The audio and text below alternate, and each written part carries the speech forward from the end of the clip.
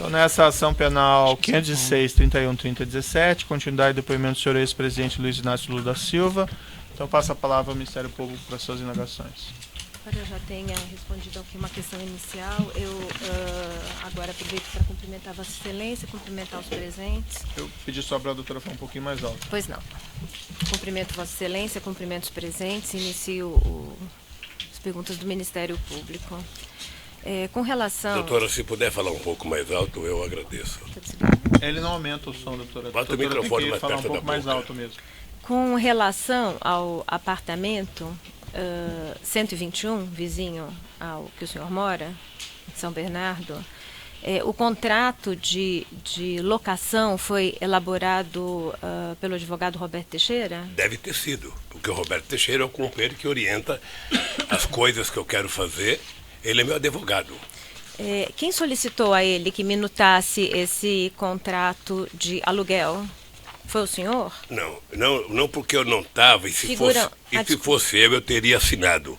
O Roberto Teixeira deve ter recebido o comunicado do general, que era o chefe da minha segurança, da questão do apartamento.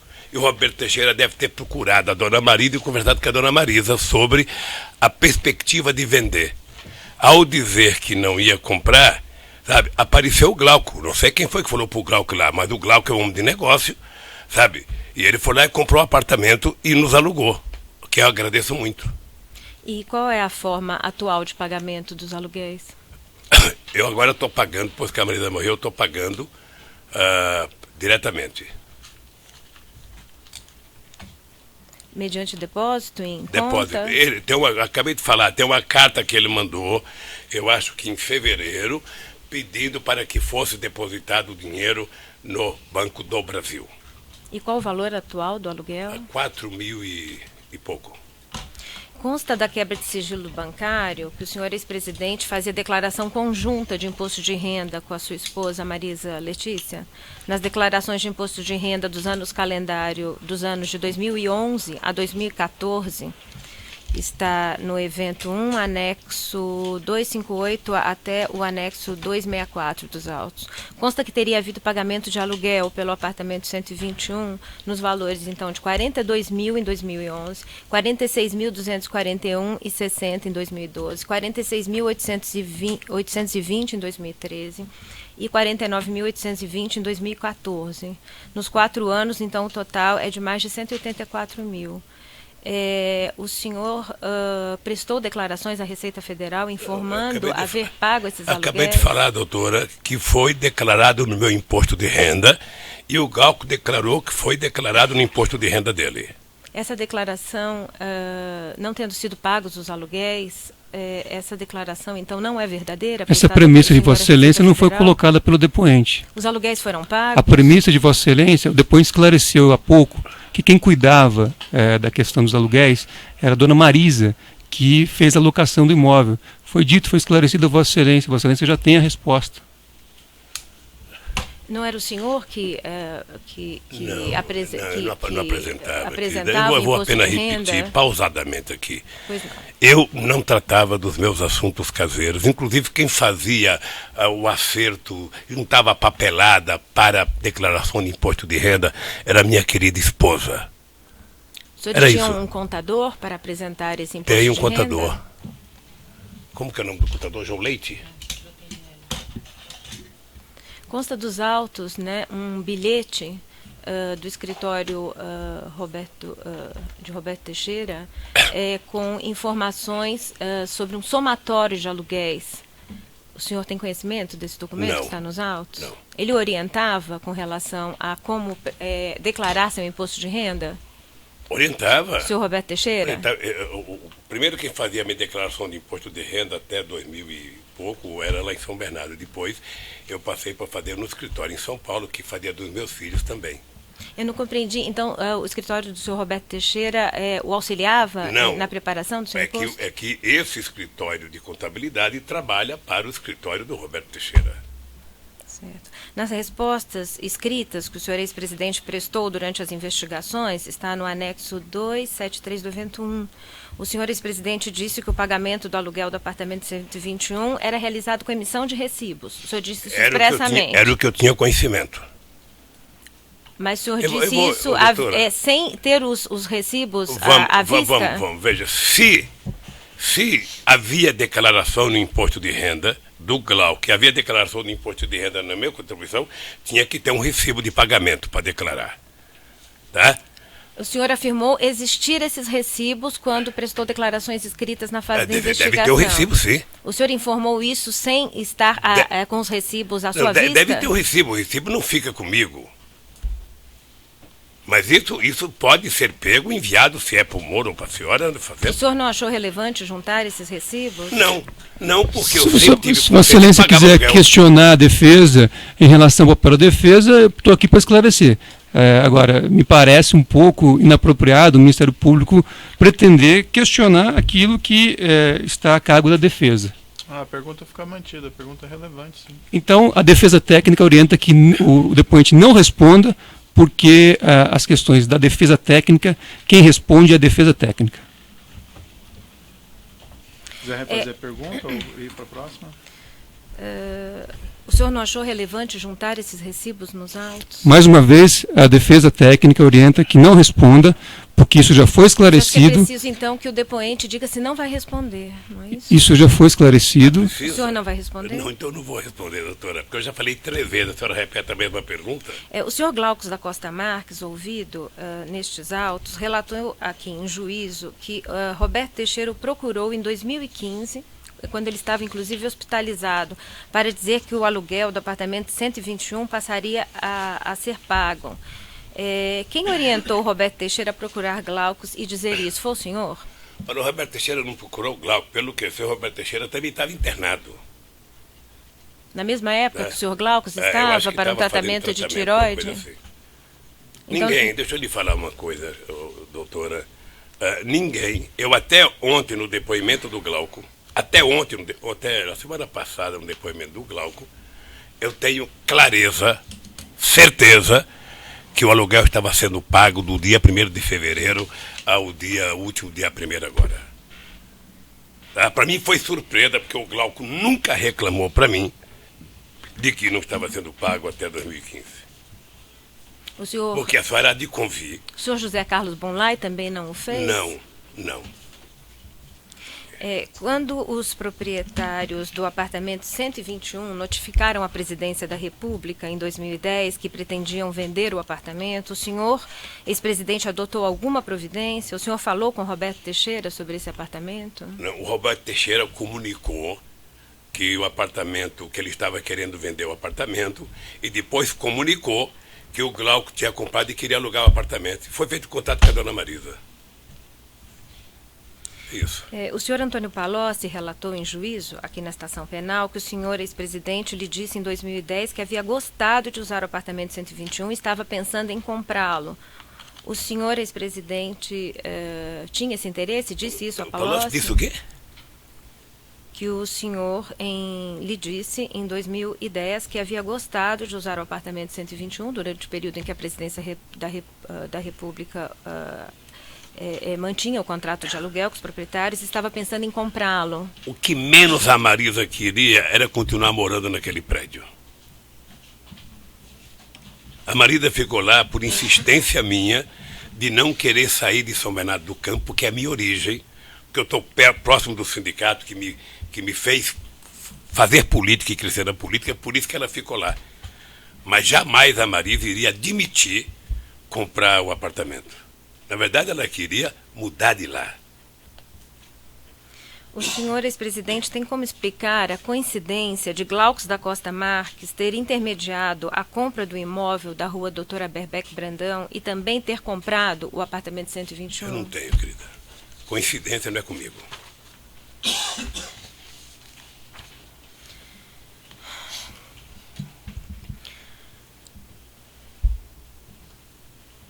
O senhor pode explicar a sua relação com Glaucus, aliás, a relação de Glaucus da Costa Marques com seu filho Luiz Cláudio? Não. Eles não têm nenhum relacionamento? Ter relação, mas eu não sei explicar. Eles têm alguma relação de amizade ou hoje comercial? Não, hoje acho que não. Já tiveram? O Glauco disse aqui no depoimento que tentou abrir o escritório e que não deu certo e que faliu. Ele disse aqui no depoimento. Mas acho que a pergunta é se o senhor ex-presidente tinha conhecimento à época. Não. Na época eu estava na presidência da República desse país, tendo preocupação com 204 milhões de pessoas.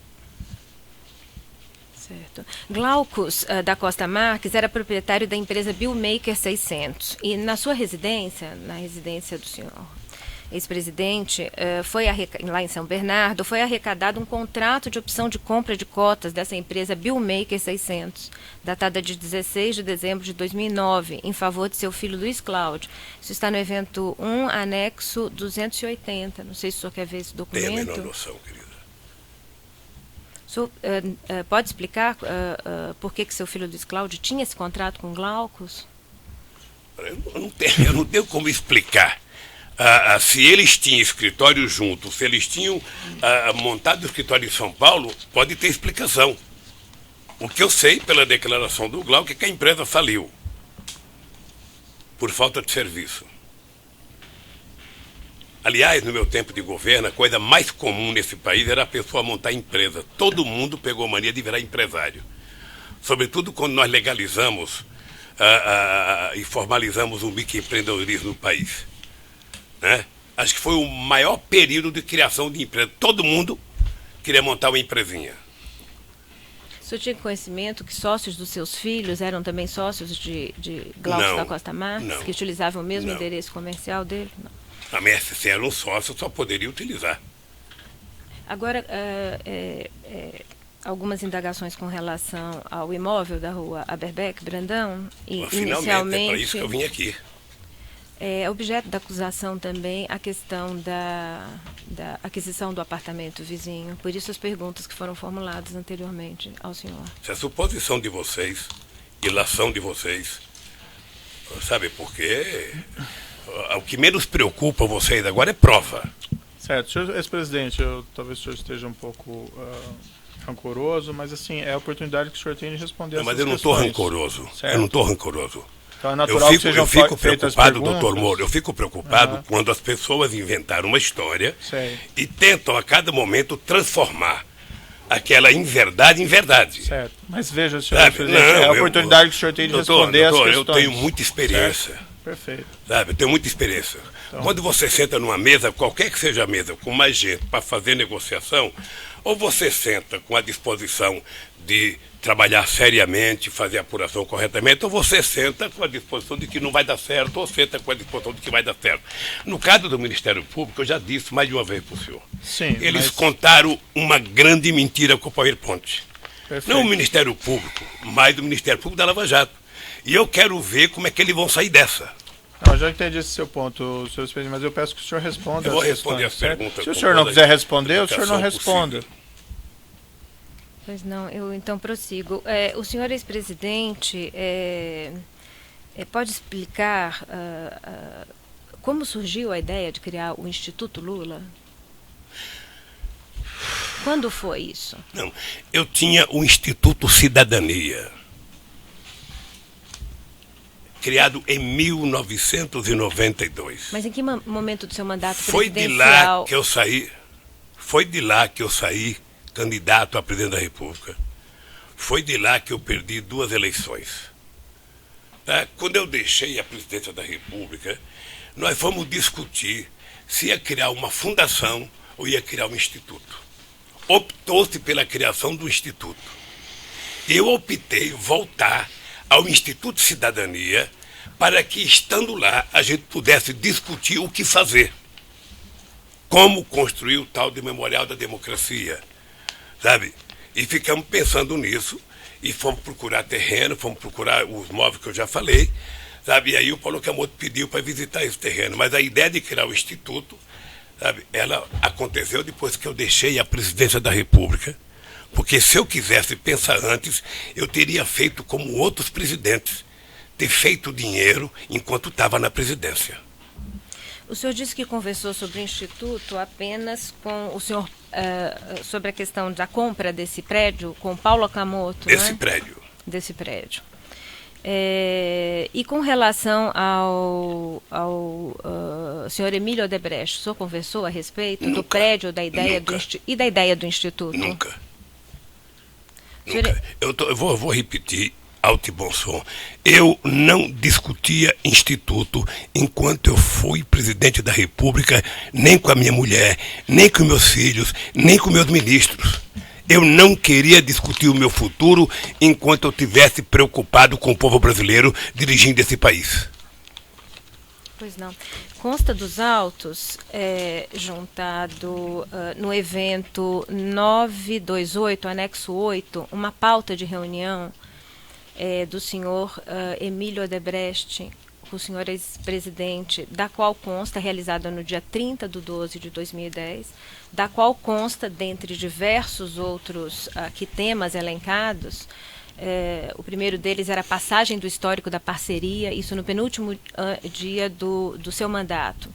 Disponibilizar apoio junto ao Congresso era um dos outros itens da pauta. E, ao final, referido nessa pauta, com ele, ou seja, falar com ele, Estádio Corinthians, Obra Sítio, 15/1, Primeira Palestra Angola e Instituto.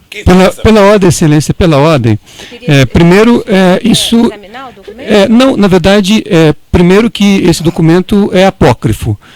Segundo, que esse documento é objeto de um incidente de falsidade que não foi solucionado.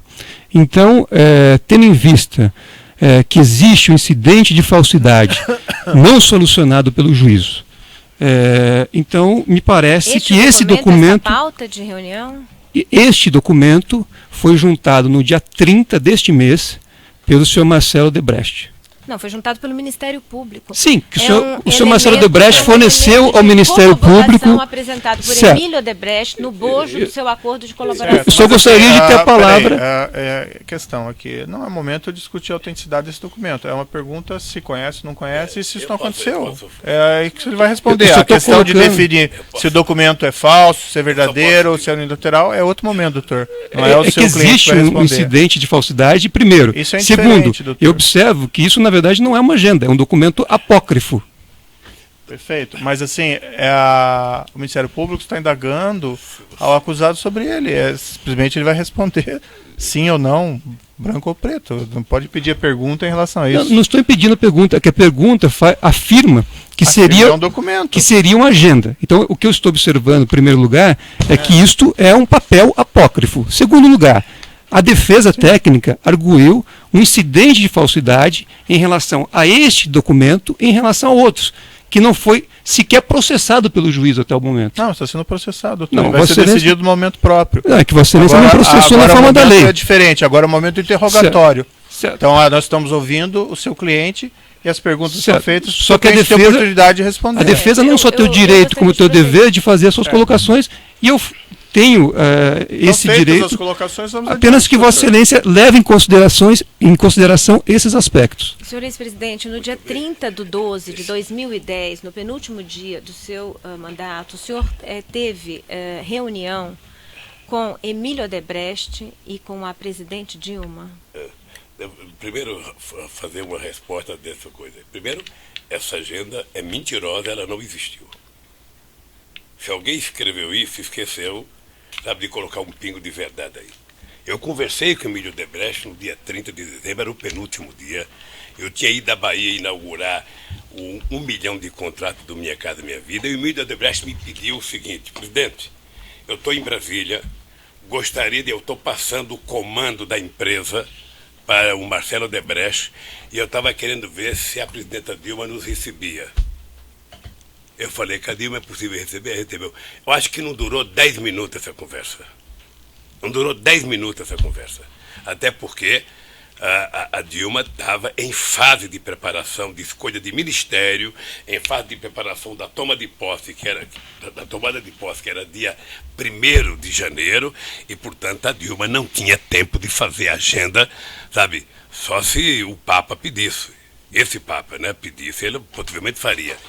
Mas a Dilma não tinha mais agenda. A Dilma acho que atendeu num gesto de cortesia. O senhor referiu esta reunião ao senhor Palocci no dia seguinte? Não.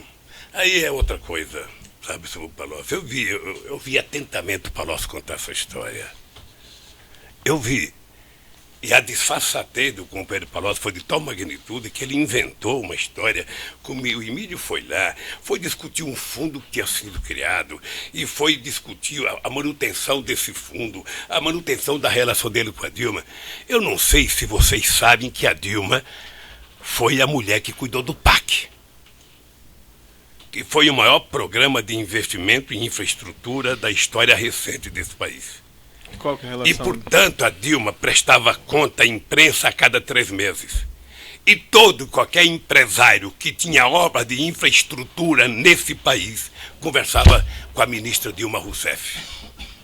Porque ela foi denominada por mim, em junho de 2007, na favela da Rocinha, a mãe do PAC. E eu exigia que ela tivesse entrevista coletiva a cada 3 meses. Certo, senhor presidente, mas aí está saindo do objeto. Não estou saindo do objeto, não. Isso faz parte do objeto. Não, mas não sei não faz parte. Doutor Moro, faz parte do objeto coletiva, saber a relação da Dilma com as pessoas. Não, mas então, diga mais diretamente a relação da Dilma com o senhor Emílio ou com o senhor Odebrecht. Não tem cidade de a Dilma tinha relação com as empresas, porque a Dilma era a ministra que cuidava do PAC. Certo. É importante saber disso, porque eu sei qual é a malícia da pergunta. E eu sei a resposta do Palocci aqui. Eu vou dizer uma coisa, doutora. A pergunta é objetiva. O senhor eu acabei de dizer, ao senhor Palocci, acabei de dizer, o Emílio teve no Palácio de Etrita numa conversa que não deve ter durado 10 minutos. Certo, não tratou de instituto, não tratou, de sítio, não tratou. Jamais, eu vou dizer para a senhora aqui, jamais. O Emílio Odebrecht, que é um empresário que eu tenho um profundo respeito, tratou comigo de qualquer dinheiro para o PT. Jamais. Eu não era tesoureiro do PT, eu não era da direção nacional do PT, o PT tinha tesoureiro e a campanha tinha tesoureiro. Portanto, não havia porquê ir conversar comigo. Eu nunca admiti, nem ao Emílio, nem a nenhum empresário deste país que discutisse comigo um centavo. Nunca. Por isso que eu digo sempre, eu desafio vocês do Ministério Público, da Operação Lava Jato, desafio a Polícia Federal a encontrar nesse país alguém que discutiu comigo R$1. O senhor Emílio Odebrecht, em depoimento prestado aqui ao juízo, informou que o senhor credenciou Antônio Palocci para ser a pessoa com quem a empresa faria contato via Marcelo Odebrecht no momento e no momento anterior a Marcelo Odebrecht, a Pedro Novis. Que o senhor credenciou Antônio Palocci para ser a interlocução entre a empresa e o senhor e o senhor ex-presidente. Eu não sei qual foi a pergunta que levou Emílio Odebrecht a dizer isso, mas deixa eu dizer uma coisa. O Palocci não era da direção do PT. O Palocci não era tesoureiro de campanha. Portanto, o Palocci não cuidava de dinheiro. Ora, se alguém se apresentava para algum empresário utilizando o meu nome, é outros 500. É uma outra ação que vocês vão ter que mover contra quem se aproveitou do meu nome. Mas nunca foi dada autorização ao Palocci, a quem quer que seja, para negociar recurso com qualquer empresário nesse país. Se alguém quisesse conversar com finanças, fosse procurar o tesoureiro da campanha, o tesoureiro que tem endereço fixo, que prestou conta da campanha, que entregou na Justiça Eleitoral, ou se quiser conversar com doação ao PT, sabe, procurar o tesoureiro do PT. O senhor realizava reuniões frequentes com o senhor Emílio Odebrecht? Muitas reuniões com o Emílio e com todos os empresários. Eu vou repetir. Qual era a frequência anual das reuniões com o senhor Emílio Odebrecht? Eu criei o Conselho de Desenvolvimento Econômico e Social. Um conselho que participava os mais importantes empresários brasileiros, participava índios, participava pastores, Marcelo Odebrecht participava padres, participava o movimento negro, participava sindicalista. Eram por volta de 100 pessoas das mais importantes do país.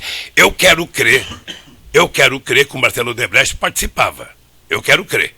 E o senhor José Carlos Bonlai também? Acho que participava. Por designação do senhor? O senhor não, eu não nomeava as pessoas. As pessoas eram indicadas pelos ministros, sabe? Normalmente discutindo com o ministro da área que cuidava disso, que era o ministro da organização política, E esse ministro trazia para mim a lista de nomes, se eu referendava, se eu tinha veto, e eu validava os nomes, e essas pessoas passavam a participar do Fórum Social Mundial, que prestaram um grande e relevante serviço à República Federativa do Brasil. Essas questões não são relevantes, o Conselho. Como houve a menção, há nos autos a comprovação dessa designação, inclusive de Marcelo Odebrecht, por isso fiz a pergunta. Voltando à questão do imóvel da rua Aberbeck, o excelentíssimo magistrado indagou o senhor sobre um e-mail trocado entre Marcelo Branislav, assessor de Palocci. Marcelo dizia que ia atualizar Antônio Palocci sobre o novo prédio. Marcelo e Antônio Palocci relataram em juízo que esse novo prédio era o da rua Aberbeck. O juízo perguntou ao senhor a propósito dessa troca de mensagens e o senhor disse que não deu ordens para ninguém tratar do Instituto antes de sair da presidência, né? Mas por que Antônio Palocci, nessa mensagem eletrônica, estava em contato com Roberto Teixeira? O senhor sabe dizer? A senhora poderia ter perguntado para o Palocci. A mensagem de chefe referente ao prédio institucional, RT adiou para esta quinta-feira. A senhora poderia ter perguntado para o Palocci, que veio aqui, ou pode perguntar para o Roberto, que vai prestar depoimento tal dia. Eu não sou obrigado a saber dos e-mails do Palocci para o Emílio Odebrecht, para o Marcelo Odebrecht, para quem quer que seja. Eu não sou obrigado a saber. Mas o senhor sabia que Roberto Teixeira estava lidando com este imóvel da rua Aberbeck? A senhora está dizendo, eu disse aqui para o doutor Moro que o Roberto Teixeira deve ter sido contratado para legalizar para o senhor Glauco o terreno, que estava totalmente legal, segundo a declaração do seu Glauco. É isso. É que foram arrecadados na sua residência em São Bernardo e-mails trocados em fevereiro e março de 2010 entre Roberto Teixeira, a empresa de Roberto Teixeira de nome Mito Participações, de familiares de Roberto Teixeira, e a corretora de imóveis Edna, falando sobre esse imóvel da rua Aberbeck. Estava na sua residência em São Bernardo, essa troca de e-mails. A senhora sabe. É o documento constante do anexo 267 não, o anexo 223 e 272 do evento 1. Doutora, deixa eu lhe falar uma coisa, doutora. Se o senhor desconhecia a existência, a participação de Roberto Teixeira com relação a esse imóvel, só deixa eu terminar a pergunta, como doutor. esses e-mails, como o senhor explica que esses e-mails tenham sido arrecadados na sua residência? Veja, eu não uso e-mail, porque não uso computador, por segurança. Tá? Tinha um presidente da República que dizia assim: se você quiser fazer as coisas e não quiser ser bisbilhotado por ninguém, não fale por telefone, não converse em restaurante. Caminhe com a pessoa e vá falando na estrada. Então, veja, eu não tenho e-mail, Marisa não tem e-mail. Ora, se um e-mail estava lá em casa, pode ter sido alguém que levou para dizer o seguinte: olha, é uma cópia do documento. Eu não sei quem levou. Eu não sei quem levou. A senhora tem que esperar a resposta. A senhora interrompe a resposta. Eu não quero polemizar. Eu não quero polemizar. A senhora está fazendo a pergunta, a senhora tem que aguardar a resposta. Doutora, ele está desenvolvendo um raciocínio. Então a senhora pode aguardar o termo da resposta. Eu não quero parecer delicado com a senhora. Só vou interromper um minutinho aqui. Então, responda. Eu não quero parecer delicado com a senhora, mas se eu tenho muita suspeita de cópia. Tenho muita suspeita de cópia. Se a senhora tivesse me dito que estava no meu e-mail, no meu computador, eu dava um valor. Mas uma cópia de um documento na minha casa, quem é que achou isso? A Polícia Federal? É que eles estavam cuidadosamente guardados. A Polícia Federal, como é que a senhora sabe que estava cuidadosamente guardado? Pasta. Sabe? Houve a descrição no Então, deixa eu lhe falar uma coisa, querida. Eu hoje, passado todos esses meses, eu tenho muita suspeita do comportamento da Polícia Federal nessas ocupações. Muita. Quero deixar claro que eu tenho muita suspeita da Polícia Federal nessas ocupações. Tá? Só para a senhora saber. Por isso eu não posso dar crédito à cópia de um e-mail. E o senhor também disse que desconhecia o envolvimento de José Carlos Bonlai na compra desse imóvel e o contrato, a minuta de contrato de opção de compra estava também na sua residência. também arrecadado na sua residência? Mas isso já respondeu daí, doutora. Já perguntei. Pois não. Ainda em 2010, foram veiculadas notícias de que o Instituto Lula já estava sendo projetado. É uma matéria jornalística que está juntada na inicial da denúncia, de 8/11/2010, portanto, durante o mandato do senhor. A matéria diz o seguinte, eu vou interromper pelo tamanho do áudio, já retomamos.